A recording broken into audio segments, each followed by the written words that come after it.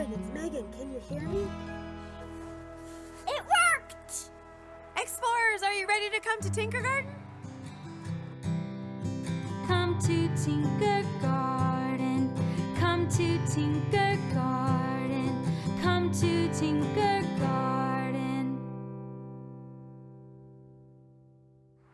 Explorers, my friend Kieran and I were playing a game of telephone using these special tools. We made them by taking tin cans and connecting a string between them. The way they work is when you have the string stretched out all the way and one friend talks into one can, the vibrations of your voice travel through the can all the way along the string and into the other can so the friend can hear it even when you're far apart. It's amazing. That makes me think about a creature who uses its body and the vibrations it makes and feels to communicate. This is a creature who makes special silk to spin webs and has 8 legs. Do you know which creature I mean? Could I get a clue?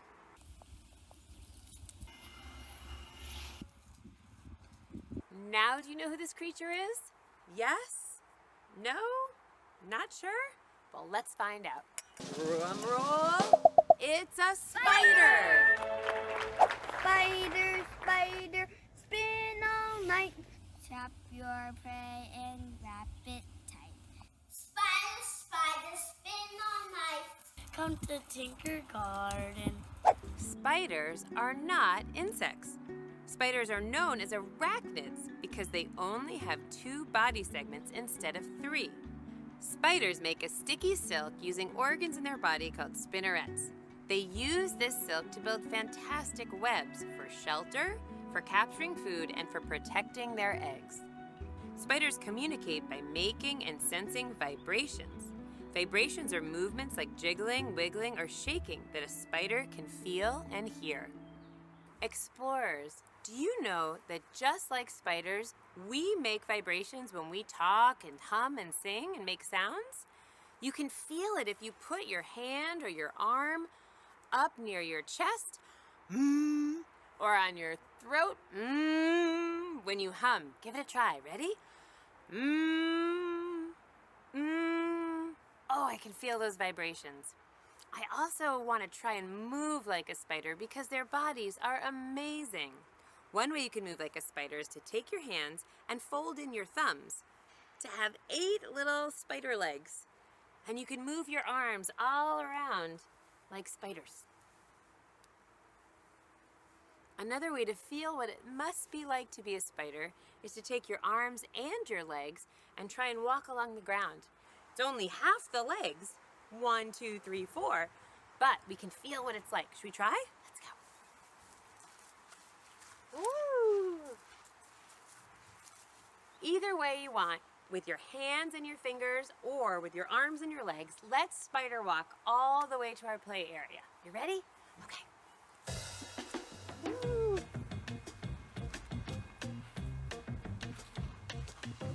Come on.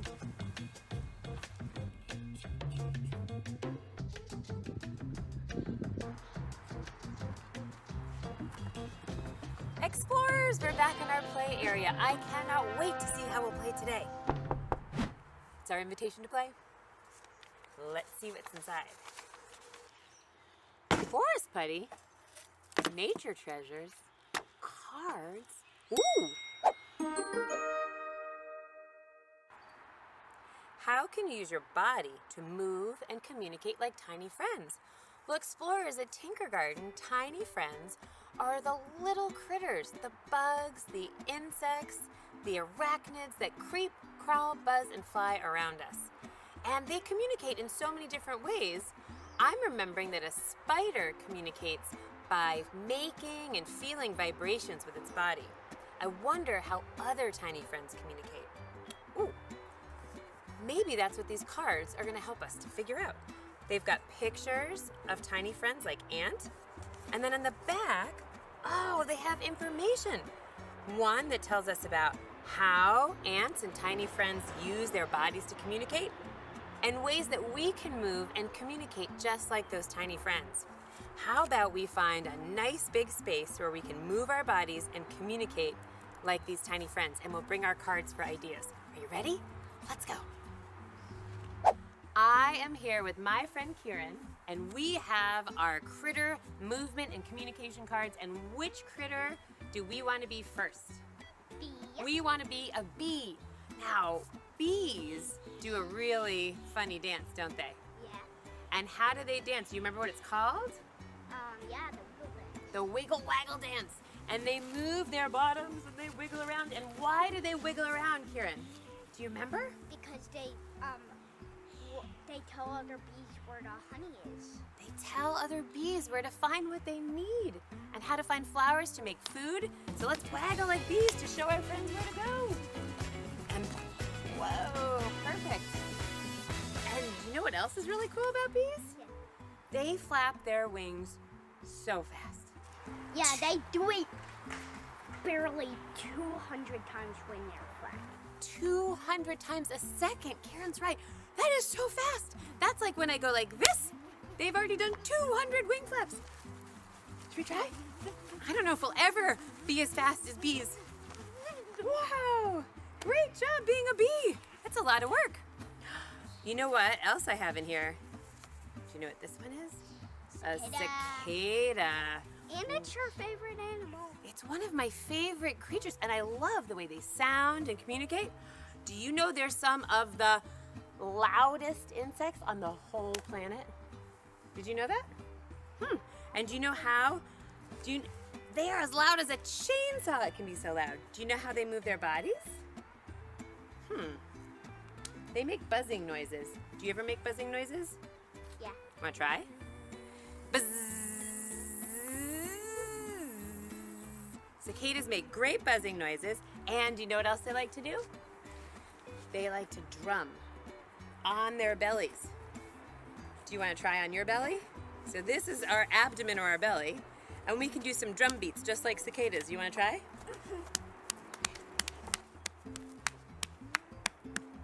Maybe we can buzz too. Buzz. Buzz. Wow. Well, while Kieran and I keep playing, it makes me think about how amazing creatures' bodies are. Do you think they're amazing? How about we go to the play area, gives me an idea, and create a body model of these amazing creatures. Should we try? Awesome. Let's go. Explorers, I'm so inspired by these amazing tiny friend bodies. I want to make a model of one. And I have Forest Putty on the table, and I love Forest Putty for making things because it's Play-Doh that you can take outside and use with nature treasures. So let's see if we wanted to make a model of my friend Ant using my Forest Putty and my nature treasures. You want to see? Okay. Now I notice when I look at Ant's body has so many neat parts to it, but it has 3 main body parts. So maybe I could make 3 balls of Play-Doh, 1 for each part. This first ball, I'm going to make the ant's head. And then the middle part of the body needs another ball, and that has a special name called the thorax. So I'll put that there, and then I'll take a little bit more Forest Putty to make a big third part called the abdomen. And then I'm going to make that a little bit pointy, like my friend Ant in the picture. All right. Now, what other parts of this amazing tiny friend body should I add to my model ant? I noticed the ant has 1, 2, 3 legs on each side. So that is 3 plus 3. I need 6 legs. What would make great ant legs that are on my table? How about sticks? Now this seems a little big, but maybe if I broke my sticks into smaller ant leg pieces, I could make the 3 legs I need on each side. There we go. There's 1, 2, 3. I'll do 3 more on the other side of my ant. That looks great. And now I'm going to stick them in. I love sticking things into Forest Putty, especially nature treasures. Sometimes I like to make my models look just like the creatures I'm modeling. Sometimes I like to use my imagination and make tiny friends that don't even exist except in my dreams. So there's my ant with its 6 legs. What else do I see? Oh, I noticed this ant has eyes. Oh, and explorers, there are 2 beautiful little red berries right here that I can use for my ant eyes. And I noticed they're a little bit on the side of the ant's head. So I'll put my eyes in. Oh, my ant is looking really good. Now, the ant also has little pincers in the front, and I think these pine cones, placed just right in the ant's head, could feel like those pincers it uses to grab at things and pull them along. Ants can pull amazing amounts of things, so much more weight than their body. One last thing I would like to add to my ant: antenna. So, let's see. It looks to me like they come into the head too. There's one. Maybe I can use one of these nice pieces of grass. This is a nice strong piece of grass, so I might split it in half so it can really stick into my forest putty. There we go. Wow, look at that amazing ant. If you have forest putty or other dough at home, you can use nature treasures to make any kind of critter, a real one like the one on our creature cards, or anyone from your imagination. While I keep adding things and maybe making other creatures, let's see how other explorers are playing, moving, and communicating like tiny friends. These explorers are imitating some other creatures from their creature cards. This explorer is doing big jumps like a cricket. And this cricket is showing us their antenna in action, helping alert them to any possible predators or food coming their way. When ants march in a line, they are communicating with each other, leaving messages in the form of smells that tell the ants behind them where the next source of food might be. And this ant is marching one by one, hurrah, hurrah. These explorers wanted to get their hands into some forest putty, so they made their own critters. This explorer started with some yellow putty and big leaves. First, they warmed up their hands a bit, then they used little leaf pieces for their creature's eyes. But then they realized that if they tore off just the rigid piece of the stems, they could use them as legs. This explorer went on to walk to find some nature treasures and brought some big pockets for storage. They decided they wanted to make a cheetah, one body part at a time. First the head with some expertly rolled whiskers, then the legs complete with pink petal paws. And for an amazing finish, they used the end of a paintbrush to make cheetah spots. These explorers went searching for real creatures out in the wild.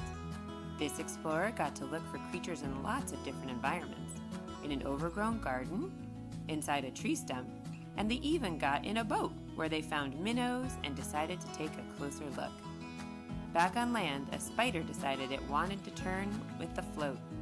Great job observing and being gentle, explorer. This family spotted a ladybug, and this explorer did an amazing job calmly and patiently waiting for it to climb onto their finger. Their moment with the little friend was quick but so delightful. Happy flying, tiny creature.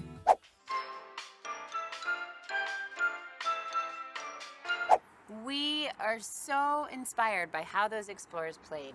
Thank you, explorers. Thank you, my friend Kieran. And thank you, spiders and tiny friends everywhere. This was Lesson 5, Critter Camp. And what was our invitation to play? How can we use our bodies to move and communicate like tiny friends? Now it's your turn, and we can't wait to see how you play. So before we go, let's count to 3, and we'll shout, "Let's play." Are you ready, Karen? Yeah. 1, 2, 3. Let's play!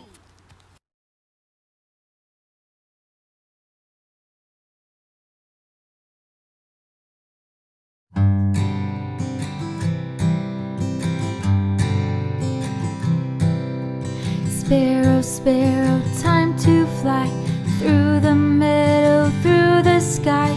Sparrow, sparrow, time to fly. Come to Tinker Garden. Squirrel, squirrel, jump on down from the branches to the ground. Squirrel, squirrel, jump on down. Come to Tinker Garden. Kitty cat, sneaking past like a lion in the grass. Kitty cat, sneaking past. Come to Tinker Garden. Bullfrog, bullfrog, waking up. Stretch your legs and hop, hop, hop. Bullfrog, bullfrog, waking up. come to Tinker Garden. Pretty, pretty butterfly, like a rainbow in the sky. Pretty, pretty butterfly, come to Tinker Garden. Dolphin, dolphin in the sea, swimming quickly, swim to me. Dolphin, dolphin in the sea, come to Tinker Garden. Fairy, fairy, are you there? If you're here, then show us where. Fairy, fairy, are you there? Come to Tinker Garden. Dinosaur, dinosaur, big and strong, take a giant step so long. Dinosaur, dinosaur, big and strong, come to Tinker Garden. Cheetah, cheetah, time to run. Ready, steady, 3, 2, 1. Cheetah, cheetah, time to run. Come to Tinker Garden. Come to Tinker Garden. Come to Tinker